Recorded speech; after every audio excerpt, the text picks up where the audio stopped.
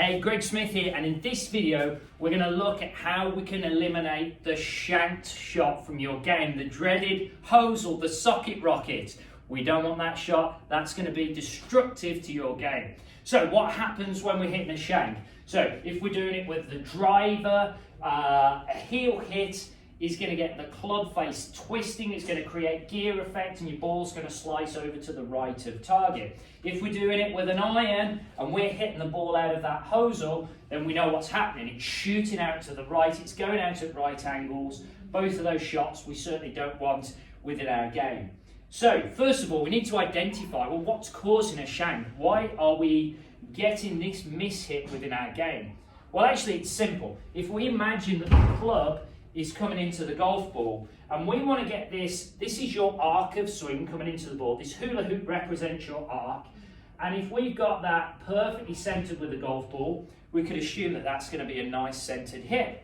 What happens with a shank shot or a heel shot with the driver is that arc is too far forwards, so it's ahead of the ball and it's pushing the heel of the golf club towards the ball, and then that's where we get that heel contact.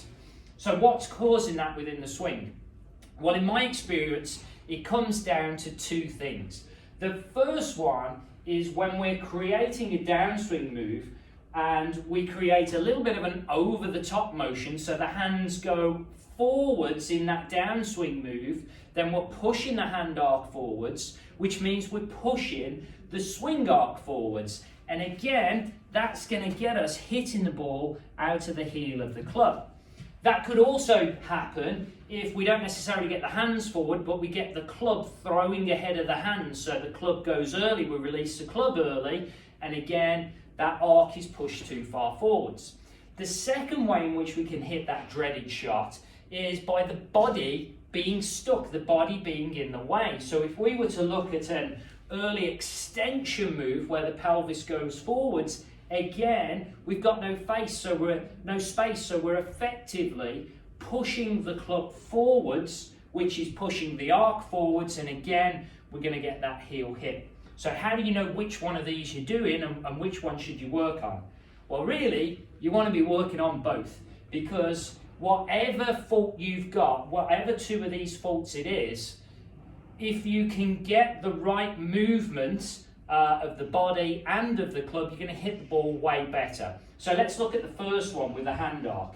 So if we can get away from the hands going forwards and get them coming more inside and get the club lagging behind, well, that's going to be a good thing, because we're going to get the club coming nicely from in to out. We're going to create a nice path, but also we're going to get much more of a centered strike. Let's have a look at the one with the body. So if the body's going forwards, if we've got that early extension and the pelvis goes towards the ball, well, surely we don't want that in our golf swing, because we're not going to generate any speed. There's no hit clearance. So again, if we can get the pelvis going back in the downswing, then we're going to get lots and lots of space. Again, it's going to be easier to strike the ball, and we can get plenty of speed. Well, if we combine those things together, so if we're getting your hands coming from the inside and the pelvis is coming back, we're going to create a ton of speed. You're going to get loads of lag, and that lag can then be converted into club head speed coming into impact.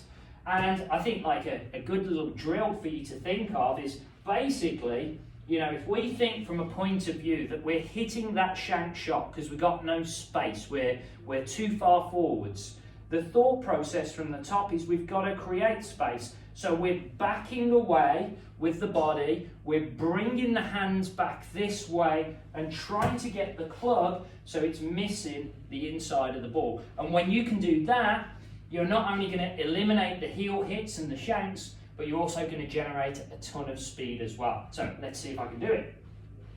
So I'm going to get myself going up to the top, then I'm going to move my pelvis back, and I'm also going to get my hands to work on the inside, and that's going to create much more of a centered strike. In fact, in that one, in that shot, it was actually ever so slightly toe. But again, you know, if we're doing this too much, if we've got the pelvis going back too much this way, and we've got the hands coming in too much this way, it doesn't matter, we can adjust, and, you know, we can change which one of those we're doing to get that more centered hit. But again, if we can create both of those movements, then we're going to generate a ton of speed and the ball's going to go an absolute mile. So I hope you enjoyed this video. I hope that's going to help you get rid of those heel hits and hit the ball much longer and straighter. If you found this video useful, please give it a like. If you haven't done so already, make sure you subscribe to my YouTube channel for lots more content. Also, if you want a free guide on how to transform your golf swing, there's a link below this video where you can sign up to my mailing list and receive this free guide on how to hit the ball longer and straighter than ever before by transforming your swing. Thank you for watching.